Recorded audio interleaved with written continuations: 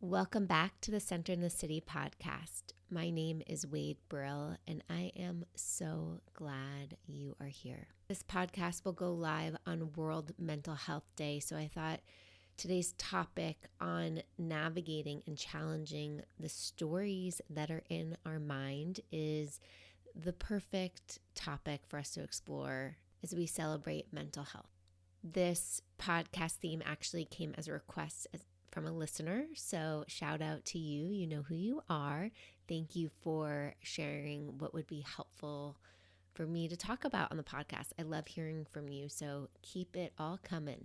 In the solo episode, we'll talk about the various stories that we tell ourselves, what common stories I notice come up in a lot of my client sessions, how we can navigate and challenge those stories, work with them in more skillful ways, and ways that we can continue to prioritize feeding our minds the things and the thoughts that we actually want to hear. So let's settle into this sweet, heart-centered episode and let's get centered.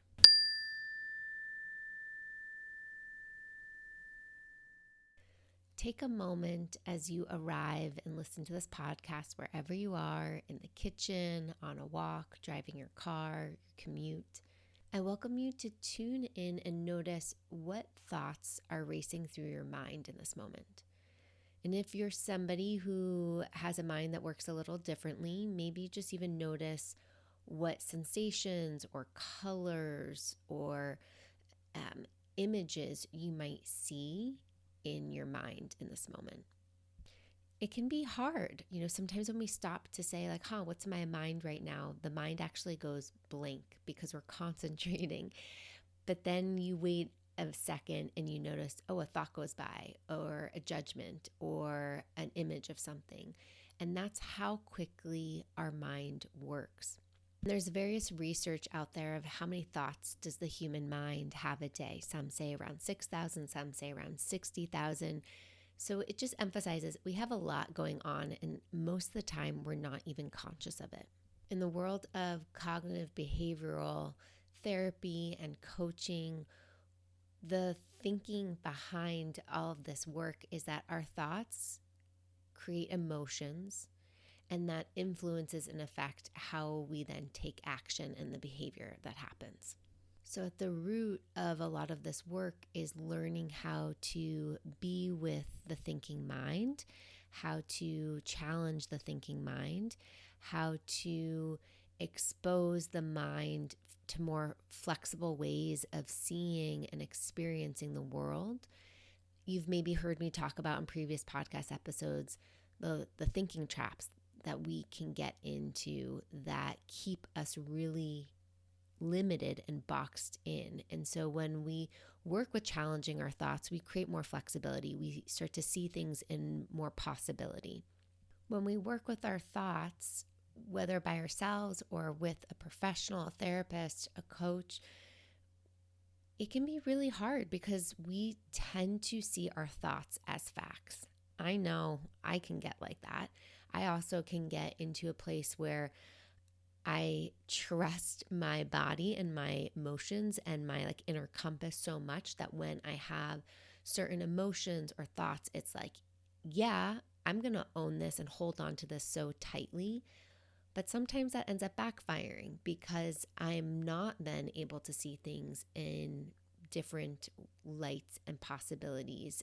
So I share this because there's a lot of discernment that needs to happen when we are analyzing and being with our own thoughts and our own emotions. When we get to introspect and reflect, there's a balance to being able to accept and validate your own thoughts and emotions and know what is also your truth, to listen to your own intuition, to own and value your own insights is so important, as well as having flexibility of thoughts and emotions, to also recognize that we don't need to box ourselves in just because we had that certain thought or we're telling ourselves a certain story or there are certain emotions present doesn't actually make it fact with a capital F. Now, because this process of self-analysis and reflection and paying attention to our stories isn't super black and white. It can be hard for our brains to then be like, well, give me the answer. I want the answer. I want the hack. I want the, like, tell me what's truth. And I like to just call it out. You've heard me do this before, but there's no quick fix for any of this work. It is a constant practice to be able to slow down and notice the stories we're telling ourselves, to be with our emotions, to regulate ourselves, and to be able to choose the next appropriate action or response at hand. This is a skill set that most of us are not taught. And this is something that we get to continue to practice every day. This is something that I work with my clients every day. And I am still practicing it myself. I am not there whatsoever. It is a constant journey to be able to slow down and recognize, what's the story I'm telling myself right now? Can I be with my emotions? Can I validate my emotional experience? And what's the choice?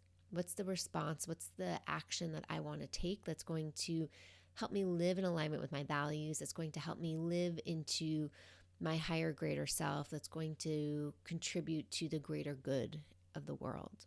Now, when we have consistent stories in our mind that aren't helpful, it can become really debilitating. It can become really self-limiting and make our world feel really small and kind of unpleasant.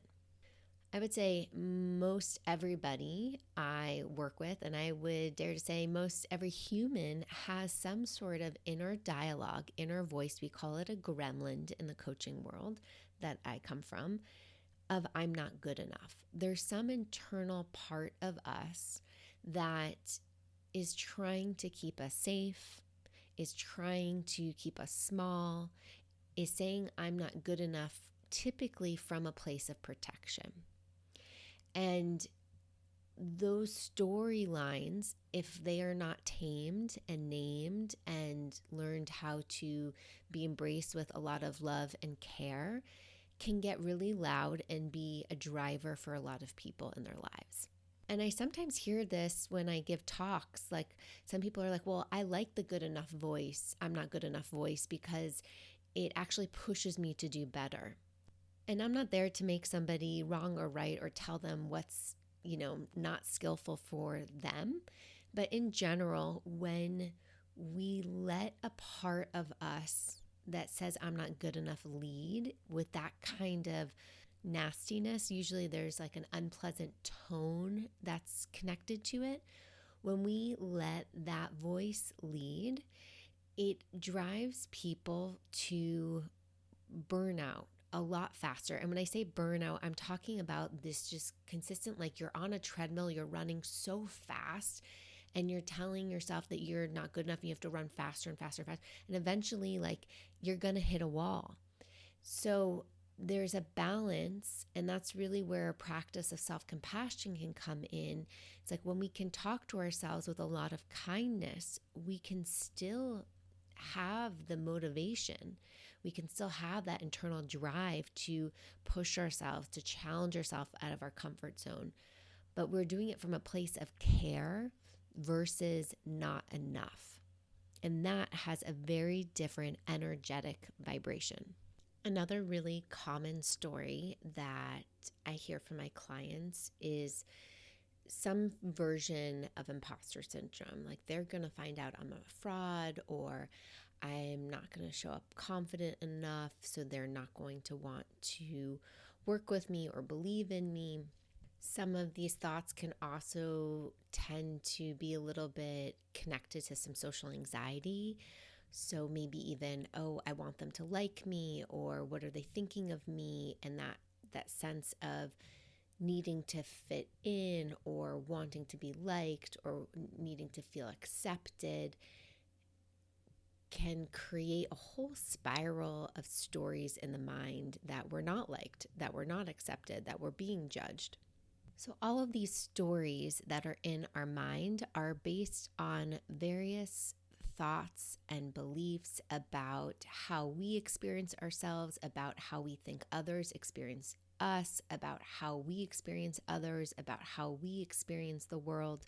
It's this filter that we've created throughout our life based on our experiences, based on how we were raised, based on messages we receive from society, from culture, from the world.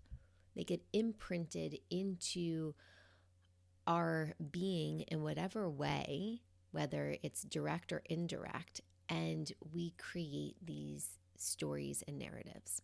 And these stories, depending on how often we hear them recorded, kind of you can think of it like a tape player being recorded or an MP3, if we're thinking modern times, being recorded again and again. And so it's like how often we hear these internal stories really affects how we show up. And a lot of the time, we're not conscious of all of the stories. Like we have so many stories we tell ourselves.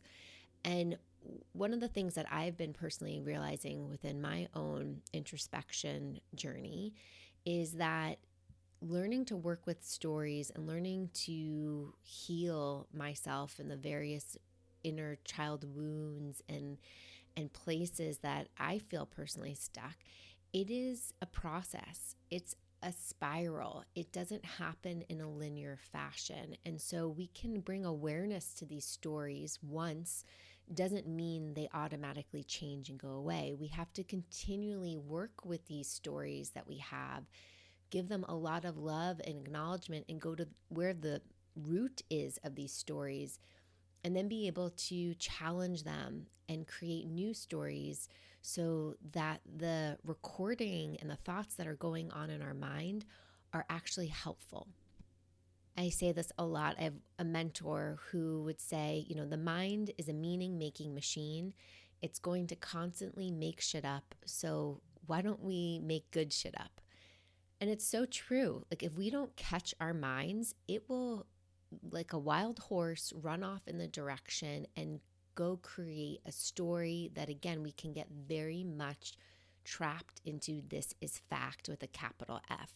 But in reality, most of the time it's fabricated by ourselves, by what we're seeing in the world and the dots that we're connecting. So we can learn to create dots that get to forward us and stories and narratives that can forward us, or we can continue to feed the stories that hold us back and keep us small. The choice is always ours. One of the ways that we can skillfully start to be with these thoughts and get to know them in a more supportive way is by challenging them. And Byron Katie, who you may or may not know, Byron Katie is a spiritual teacher. She has been around and her work has been around for decades. And she has what she calls the 4 questions. And so I'll share them with us.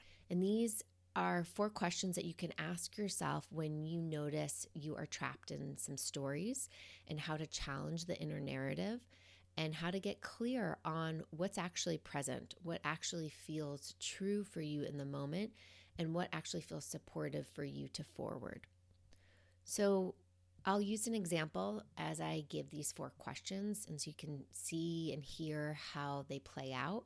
And I really welcome you to maybe grab your own journal or take yourself on a walk and try out this process for yourself when you notice there's a narrative that you want to challenge. So if we use this thought of they're going to find out I'm a fraud, right? This imposter syndrome energy that comes up.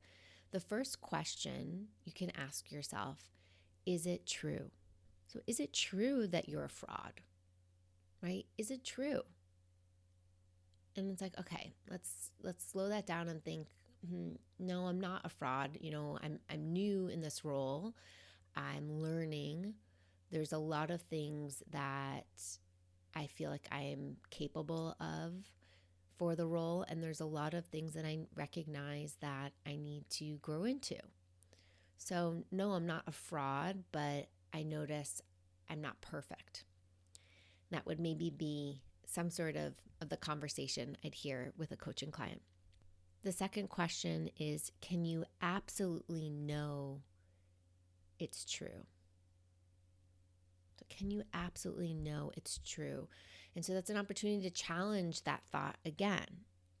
And so, no, I don't know it's true, right? It is not absolutely true. And the third question is, how do you react when you believe that thought? So how do you react when you believe that thought? So if we're again using this example of, if I were to believe that I'm a fraud, right, that they're going to find out I'm a fraud, I notice I feel really tight and I feel really scared to make a next move, and I don't believe in myself and I lack confidence to speak up in meetings, and it doesn't feel very good. Maybe you even notice, like, again, sometimes I hear with this question of, like, I'm really irritable because I'm always on edge because I don't trust myself that I can show up perfectly. And if I'm not perfect, then they're going to know I'm a fraud. And the fourth question is, who would you be without that thought? Who would you be without that thought? So if that thought of they're going to find out I'm a fraud wasn't there, right? Who would you be? And so it might sound like somebody saying, I would feel free. I would be able to trust myself and know my strengths, and also be able to say, I need some help here. I need some help bridging the gap between the places that I'm growing, and be able to reach out to support and feel okay to do that. I don't need to think of myself as perfect, because I recognize, like, I am who I am and I'm learning, I'm growing, and I can accept myself on this journey. Bringing mindfulness, so bringing awareness to the various thoughts that we have, the various narratives we have, can help us learn what's skillful here for me to keep believing and what's not. And coming back to these 4 questions influenced by Byron Katie, we can challenge that narrative and we can create stories that are more helpful. I think zooming out for a moment, the human mind, like, just to recognize the human mind is wired for the negativity bias. And I think when we can just call that out, it can bring ease to all of our minds that, of course, we are always looking for what's wrong, where's there a problem, what needs to be fixed, where's there danger, where's not good enough, because it's a protective quality. It's an evolutionary protective quality. So it's baked into our DNA, our wiring. And so if we can just accept that that is how the brain is wired, and with more attention and intention, we can learn to train our brain to start to see things differently because of the neuroplasticity of our mind.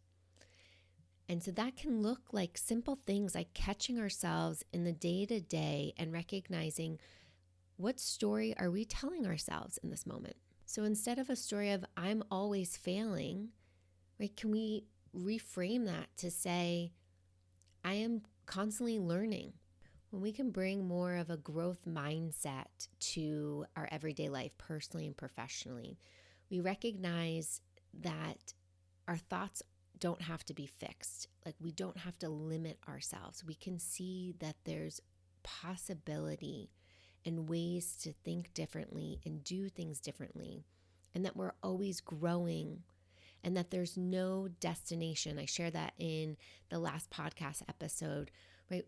Life is a journey. There's no destination. So if we can take each moment and each day as it comes, we can start to meet it with a lot more curiosity and kindness. When we say things to ourselves, even as simple as like, I'm not a good cook, right? That shuts the door. It shuts us down. When we say things like that, we're not then inspired to keep going. So changing that to like, I'm learning how to cook, right? That feels way more empowering to recognize, hey, I'm on this journey I might not consider myself a great cook right now. That's okay. But I'm learning how to be one, and I'm on this journey, and I'm open to what's next.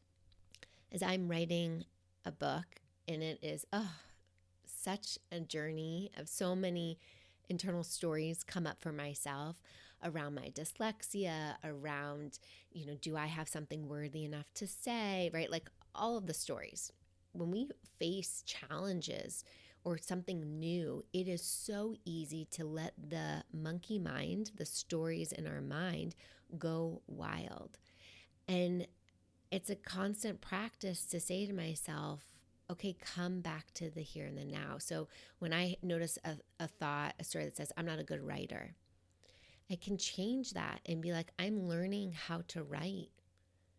I am practicing writing every day. I'm learning how to express myself. And when I think about the book, it can sometimes feel like so daunting that I bring myself back to, okay, I'm just writing in this moment. I'm just writing today. I'm just writing this chapter. I'm just writing this story. And that helps kind of quiet the overwhelm that can happen when we think about these bigger projects.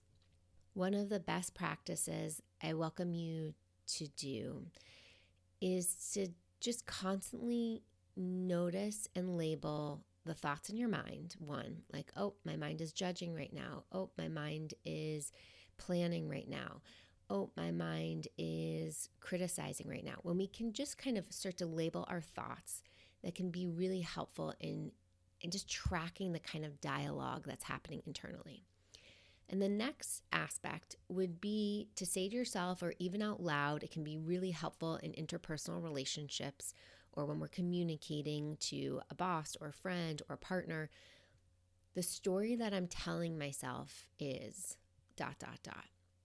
Because when we can name it, like the story that's in my mind right now, there's a validation. We're validating, I'm having these thoughts and these feelings right now. This is the imagery that comes up for me. And when we can say that out loud to ourselves, there's a sense of acknowledgement, and we can learn to challenge it and say to ourselves, how true is that story? We can go through those 4 questions that Byron Katie offers us. And then we can also, in interpersonal relationships, share like, this story is what's happening for me right now. And then the other person gets to hear, oh, wow, their mind is creating this story. This is totally not where I thought they were, right? That might help explain their behavior the last week, or that might explain why they haven't gotten back to me via email, whatever it is. But we all have so many different stories going on inside of our minds at the same time. So unless we're explicit about it, we all don't know. We all are creating different dialogues and can so easily miss each other. When it comes back to you personally, asking yourself, what's a more empowering story that I want to own right now? What's an internal narrative that I want to tell myself that's actually going to be supportive and one that's true? I'm not telling you to make up something that's not going to resonate for you. It has to feel true enough and be true enough that it feels authentic. But when you can connect to that authentic story and live from that, that is where confidence and alignment come into place.